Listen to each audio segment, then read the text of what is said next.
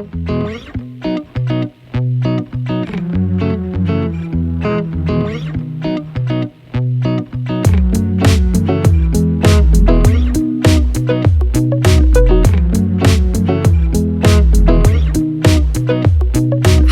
and welcome to the Astrology and Spirituality Show with Alyssa and Patrick for a week commencing the 23rd of August.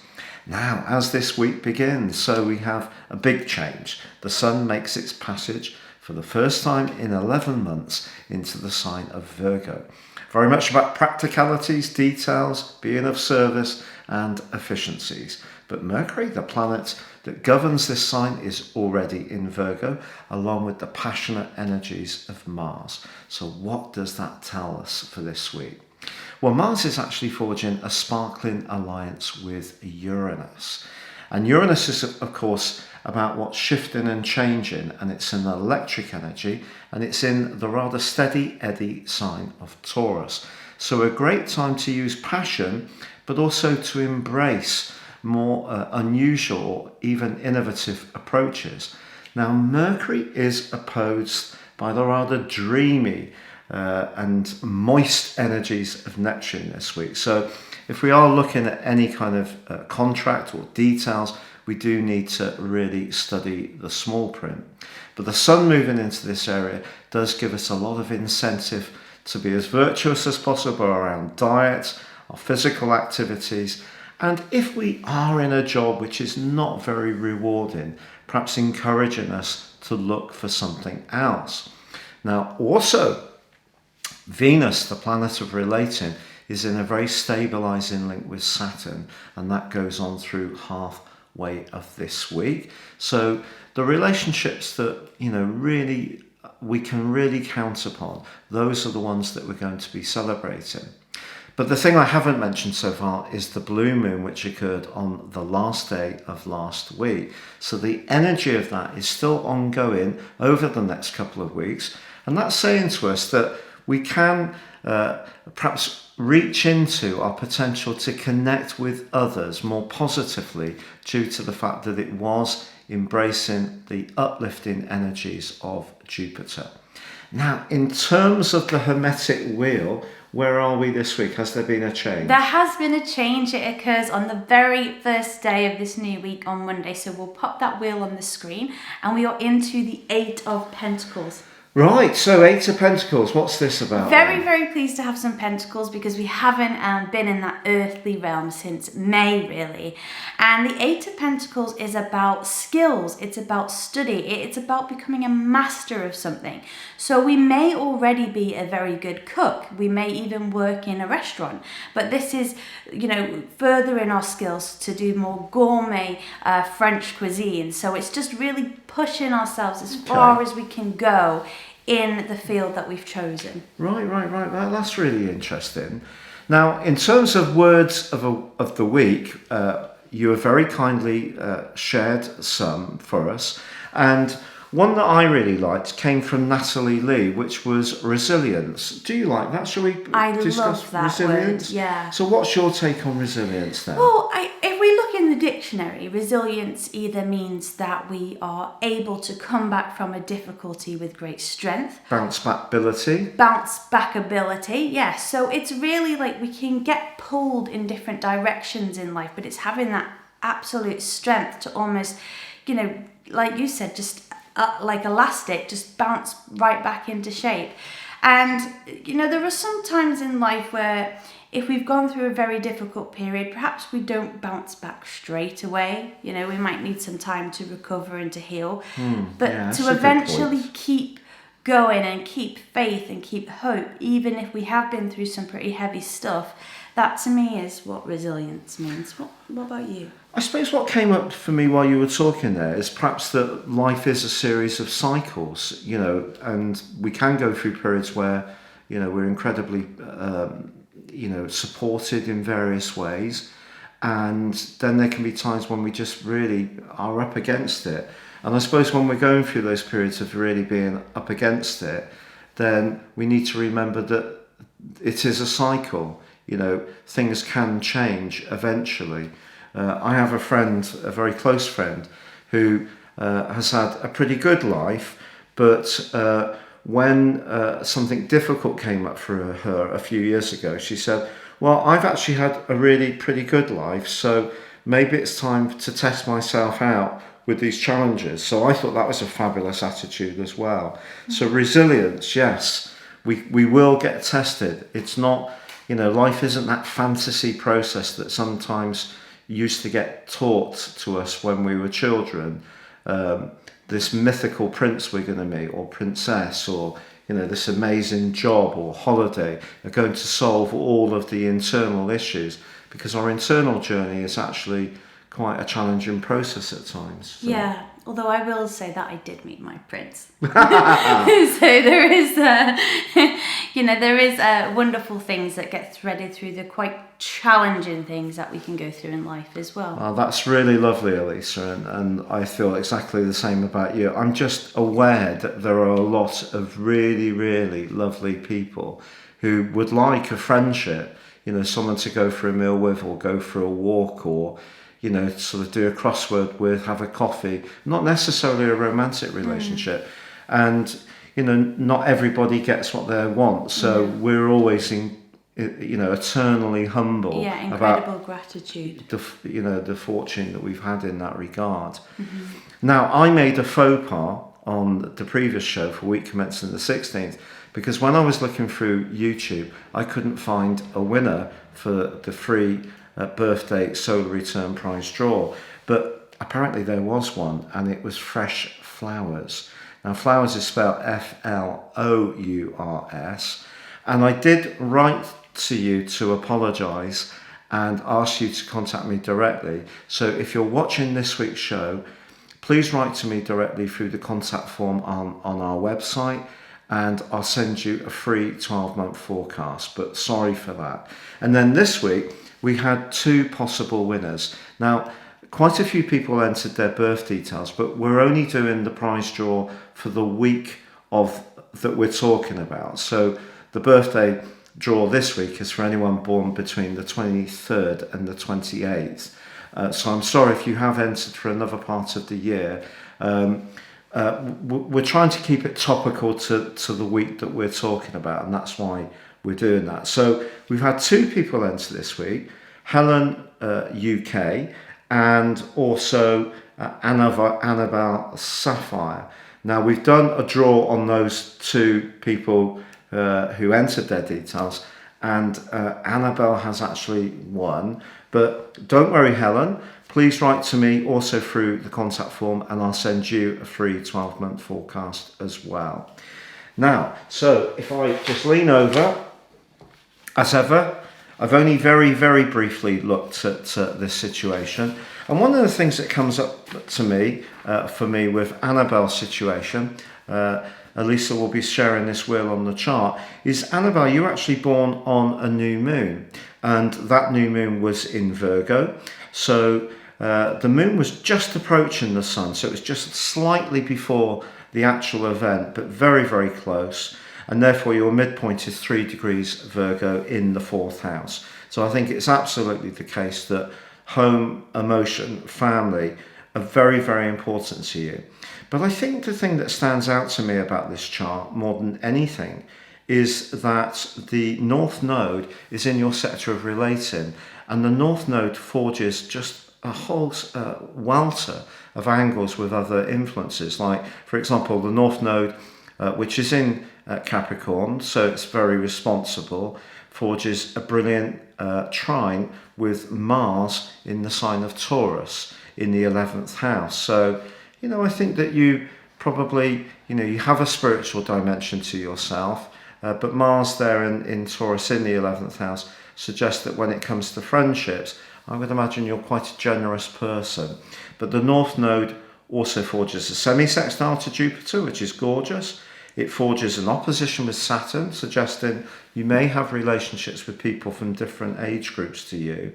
But it also forges a wonderful trine to the moon, midpoint, and the sun, but it does square up with your Pluto and Venus. So quite complex, because you do have a lot of planets and also Eros the asteroid of relating in the sign of Libra. So balance is definitely going to be important to you, especially with the North Node being in the 7th house, which is very Libran. But you do have Saturn in the 1st house. And so I think there have been times in your life when perhaps energy has not necessarily, you have a very structurally sound chart because Saturn forges a great link with Mars. So Mars takes some of the pressure off Saturn being in the 1st house. I really like that. And of course, Saturn also forges very stable links with the Moon, the midpoint, and the Sun, and also in a disassociate way with Mercury, which is in Leo, but still in the 4th house. So I think home, family, emotions, but also I think you can be a fun person to be with, but a very sincere person, I'd say. Now, in terms of your solar return, your midpoint on this event is 4 degrees Cancer in the 7th house. So relationships continue to be a big theme for you. That's lovely. The ascendant is Sagittarius, so that can give you an inquisitive nature over the next year. And also, you do have Mercury and Mars, Mercury in its home zone of Virgo and Mars in Virgo in the 9th house. So if you are able to travel and explore, and obviously this is all subject to COVID restrictions, I think that's something you're going to enjoy doing this year. But you do have Saturn and Pluto and Jupiter all in the 2nd house. So Saturn forges a very positive angle to the North Node. So once more, the North Node is influential for you. But I feel that maybe you're having to take your resources, how you earn money, even your own core values may be going through something of a change. But I think that 9th house energy could inform you of some different philosophies or different approaches. So I hope that makes sense for you. Now, I'll just take my specs off again because they tend to reflect a little bit too much. But what I would like to say is that if you want to get your free daily horoscope from us, please see the link beneath this video. It gets fired to your device each morning. Also, if you've yet to subscribe to our channel, we'd be delighted if you did so now, because every time we launch a video, then you'll get an alert. But have you checked out Elisa's Journey of the Tarot videos yet? So you're now up to, I think, 6 of the 72. Yes. So what are the ones you've done since last week's show? Since last week, we have now covered the Empress, the Emperor, and the Hierophant. Right. So we've still got quite a way to go in our journey, but I'm excited for us to, keep exploring that together. So if you would like to check out that animated series, then I'll leave the playlist link in the description box beneath this video. Yeah, that's brilliant. It's really different the way Alyssa's gone about this, and I think it's very captivating because it's almost like being read a story when you're a child, and I personally find it difficult to read information and absorb it. I think maybe, these days I might be qualified as having some kind of spectrum around learning, but when we watch something, I find it much easier to sort of engage with information, and I've really enjoyed them. I think they're really beautifully done. So please check out that. And so the word of the week was resilience, but Nick also wrote in, and thank you, Nick. And Nick said, is there any correlation between the weather and astrology? Now, in a way, Nick, this is an incredibly topical question because one of the anti-vaxxers' lead proponents is Piers Corbyn in the UK. And Piers is the brother of Jeremy Corbyn, who was the leader of the Labour Party.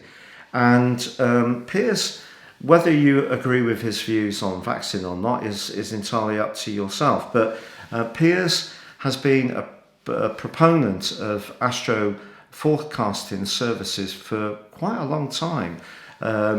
And what he does, I think, is go back through records of sunflower activity going back hundreds of years, and he sells that information to businesses in order for them to plan their activities. So if you're in a distribution business and it's going to be a lot warmer, then that can be a prompt to stack up on cold drinks. If it's going to be rainier, then maybe some other consumer item will be shifting quickly. So that kind of information is something that businesses really do prize.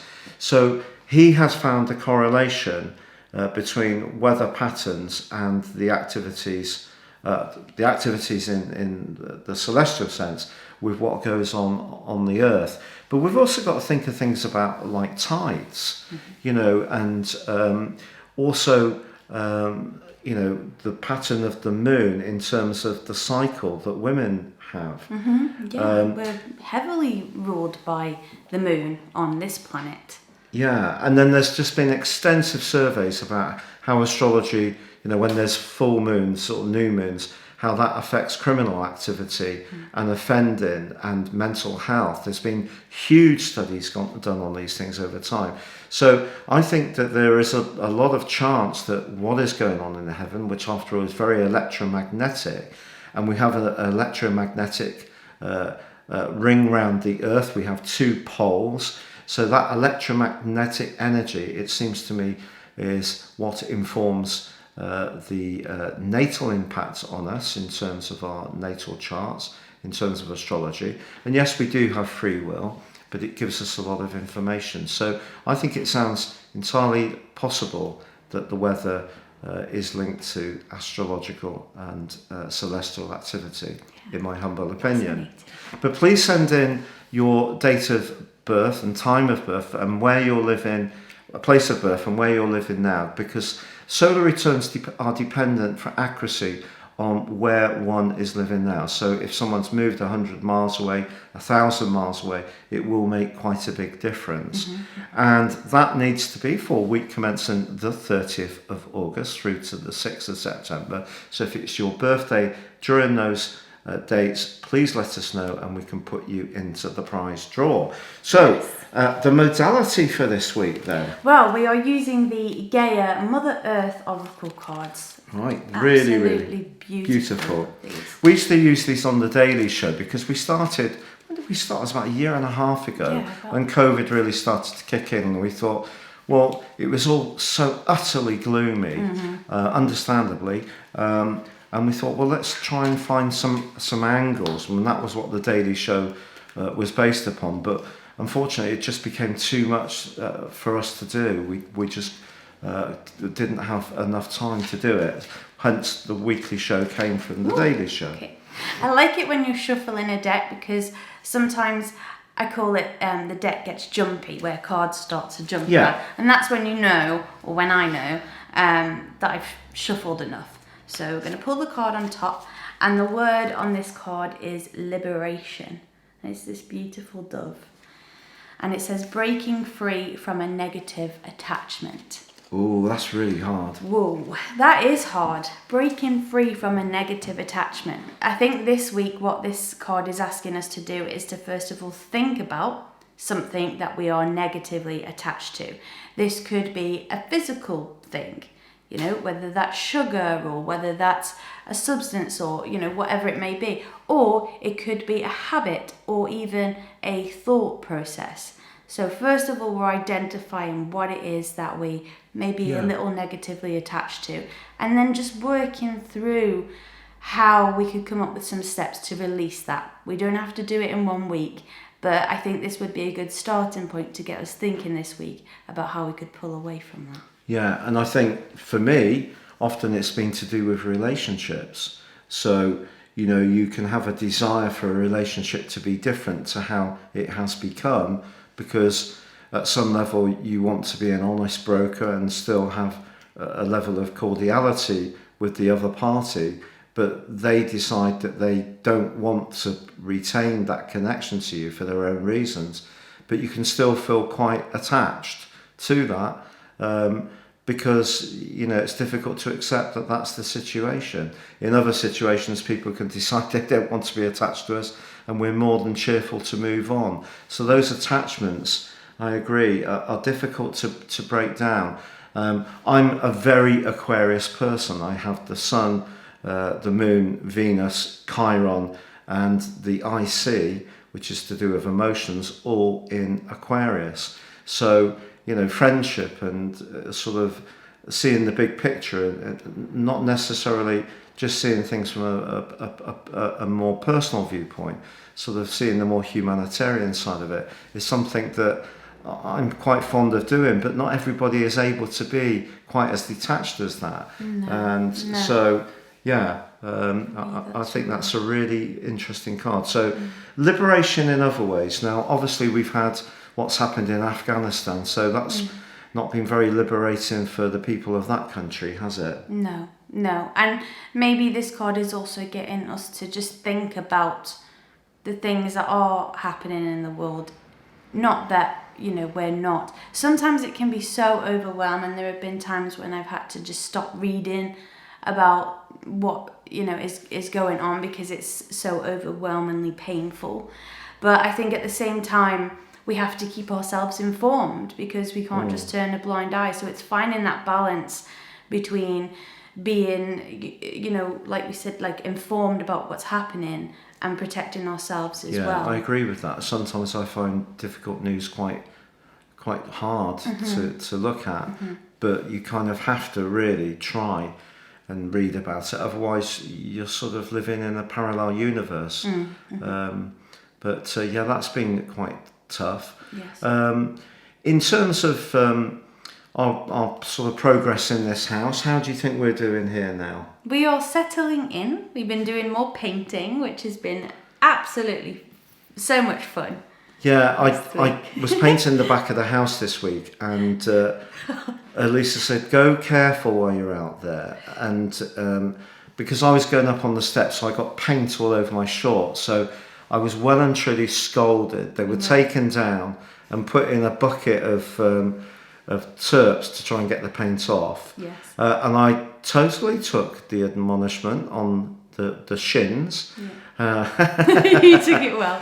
And but anyway, the next day I came down and Elisa was covered from head to toe in paint, eyebrows, hair, face, and she really looked like a sort of 5-year-old that had been left at home with a load of paints by the parents who popped out to the local shop for 10 minutes and then come back and said, "What's wrong, Mummy?" And it's just absolutely covered, but did an amazing job. So that was quite funny. And then today, Alyssa came and got me and said, we've got water running all over the kitchen. And this is where the Aquarianus can actually be quite useful. So I'm thinking, okay, what's the next challenge we've got coming our way? So I walked into the kitchen and roared with laughter because we've got our running shoes, we've got various types of running shoes, walking shoes, and Elisa had put a bottle of water in each one of them. They were running all over the But she filmed my reaction, so it was like something from candid camera. You were not as concerned as I would have hoped you were going to be, but... That's my incredible detachment, and that you see. is where your detachment comes in very handy. Yeah, but it's really funny. So I laughed very loudly and very insanely, and then Alyssa put that on Facebook, and I've asked her to take it down because I don't like the way I laugh. It's very cute. So just put a picture there now for good measure. I will insert a picture here so you can also see. Yeah, but we're getting straight. Yes, we are. We've 2 more items have been collected by some lovely people we've met locally today, and also we took some more stuff to Bernardo's, the charity shop, yesterday. So I think there was about another 6 or 7 boxes of books and stuff. So I think we've got 1 more carload to go, and then it's just the loft and the shed, and then we will be clear. But we're doing it very sensitively because the people who lived here before had been here 40 years, and were really lovely people, and we've kept photographs of them around the house because, just since the moment we came here, it's just been such a lovely, warm, gentle, and a welcoming atmosphere. Very welcoming. And someone asked us for where we were living earlier today, how we were doing here, and I said that it almost feels like we've settled here as gently as a feather, which might sound a bit poetic, but I don't mean it to be poetic, but it just feels that gentle. The transition is, Yeah, so some healing after our own challenges and our own sort of resiliences. So I hope that we can have a time of healing in this house, and I'm really grateful that you've been on the journey with us. Yeah. But we are going to have to wrap up because I've just noticed that the battery is running a little low. Oh, okay, fine. And of course, with all that Virgo energy this week, that's very much about virtue. So a great time for home cooking, getting organised, decluttering, being more efficient. All the things that, well, we're really into the home cooking, but we can be a little bit sort of laid back on the home front. But we are trying to get a bit more with it. So have a lovely week. Thank you so much for joining us. And from the A team, it is... Goodbye from him. And it's goodbye from me. Goodbye.